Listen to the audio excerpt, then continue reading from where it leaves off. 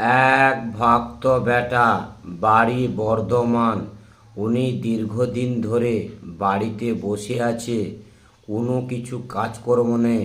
অনেক জায়গায় উনি ইন্টারভিউ দিয়েছে, কিছু সুরক্ষা উনি পায়নি। হঠাৎ একদিন মায়ের এই টিভি ভিডিও দেখে মনে মনে করে মানসিক করেছিল, মাগো, যদি আমার একটি কাজ পেয়ে যায়, চাকরি, মা তোমাকে আমি পুজো দিয়ে আসবো। উনি 501 টাকা দিয়ে মাকে পুজো পাঠায়। পুজো পাঠানোর পর ওনার সাথে বিরাট একটি মিরাক্কেল ঘটনা ঘটেছে। উনি ভাবতে পারেনি যে এরকমই ওনার সাথে ঘটবে।